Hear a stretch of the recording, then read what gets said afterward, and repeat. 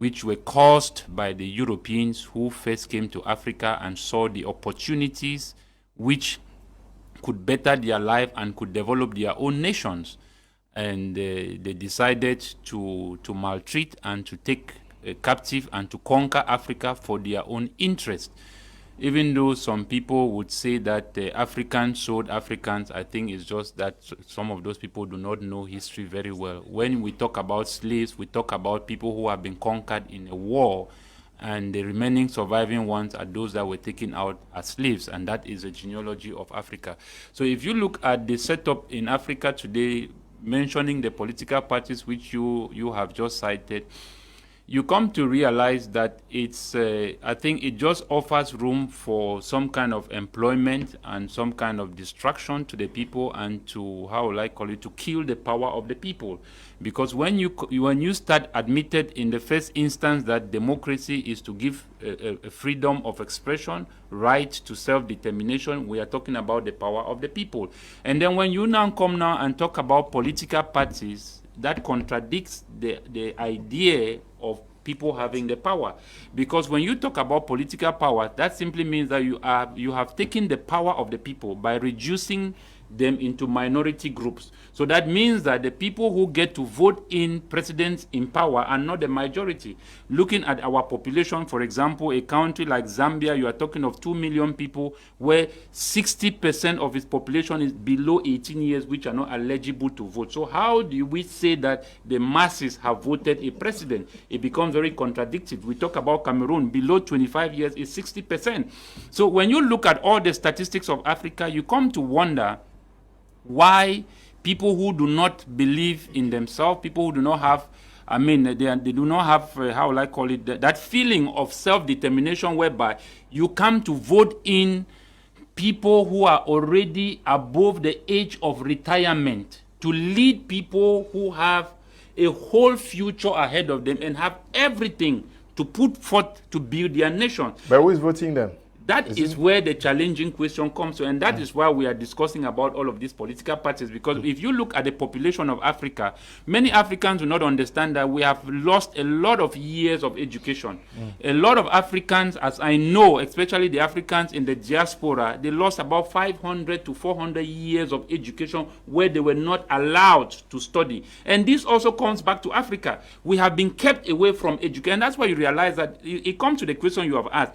You come to realize the minds of a people who do not believe in themselves and feel that it is a man who is above retirement should lead them, when you should be able to master and to decide your own future. So you come to realize that our population is only reduced to compliance, why age commands respect, where the people believe that it is these old people who can take care of them, which is okay, but leadership, or a good sign of leadership, is not leading from ahead, it's leading from behind. Allow those whose future matters, allow those who can make a great input, who have a lot to contribute to their generation, allow them to decide their own future while you guide them from behind. And this is what we are saying, that these political parties, Mr. Liu, under the context of democracy, it's a strategy to kill the power of the people and to allow the people get into minority groups, so that those that are in control of the democracy can always get those that they want to be in power, using the division of the people and allowing them to vote in always the wrong leaders. And that is why you realize that with all the elections we've had in Africa, with all the political parties we had in Africa, we have not developed ourselves. We have been electing leaders, but we come to realize that the leaders we keep electing are people who do not reflect the demands of their people, who do not meet the demands of their own society, who do not come through the doors of the masses. And that is why we are saying that if we are going to emerge as a people, we need to stop all this division. We cannot build by being divided. We can only build when we come together. And that's why I cited also the case of China. China has but a one-party system where not everybody is giving the right to vote in the president of China. It's given to 2,890 something persons that are allowed to choose the president of China. So this is what we are talking about, that if we are going to survive, we need to redefine democracy. This is very important, because we need to know how it's going to adapt to our system, our culture, our beliefs, our religion. I mean, there are so many things we need to know. How extent are we going to allow democracy to be in Africa? We are not pushing everything away, but we are saying that let us be able to redefine which side of the coin we want to apply, because it's like a coin. When you move it to one place to another, you need to be able to adapt it, because it's not the same that is going to work in Cameroon, it's the same that is going to work in Ivory Coast. So let each of us decide what is going to work for our nation, and then we apply it to develop our nation. But if the whole entire of Africa is going to use one thing, which Europe does not use, which America does not use, which Asia does not use, democracy, Mr. Leo, was brought in when dictators wanted to transfer the power of dictatorship into a form of a system. That is why they saw in democracy as a pretext to give the people the impression that they have power over their own future, which yet is not the case. Let's take a good example at the period of the COVID.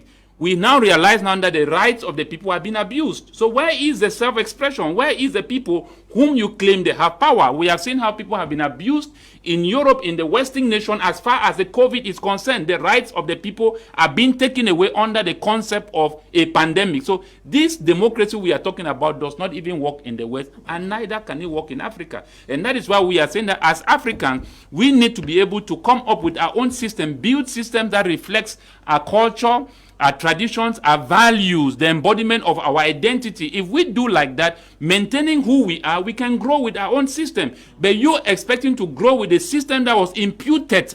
As a matter of fact, it was a condition that if we were going to give you independence, this is a system which you must use. That was only to allow the imperialists to give division. And that is a rise of tribalism in Africa, poverty in Africa, nepotism in Africa. I mean, that as an idea of making presidential seat become an ancestral tool, it's all because of democracy. And that is a simple truth, because if without democracy, people will not know you are Yoruba. We need systems that are able to weld that people together, because as a matter of fact, we must accept in the beginning that we are all different. And it is in these differences that we find goals and objectives to bind ourselves together. That's the beauty of life. We cannot say because we are divided, it becomes a problem. No, we all cannot be the same. We all cannot do the same thing. We all cannot have the same name. We are different and we are diverse in our attitude, in our nature, in our character. But the objectives of building a nation is what brings us together. So whether you are from this tribe, it doesn't matter anymore, because we are looking at it from the national level that we are a nation and not that we are a tribe. So it's a form of a system, it's a form of government, it's a form of leadership. Until we begin to apply such system, Mr. Liu, we will grow. As a matter of fact, we cannot doing all this in-house fighting like what we find in different parts, Mozambique, Somalia, Sudan, Mali, Guinea-Conakry, Cameroon, where we're having all this in-house fighting in the presence of the imperialists. All this fighting is going on in the presence of the imperialists. And no Africans seem to understand yet that we are fighting a historic fight which came from a history of colonization, imperialism, and yet all these things are still done in the presence of the imperialists. This is the most challenging part, Mr. Liu. So we need to get ourselves together. That's very important. We need to get ourselves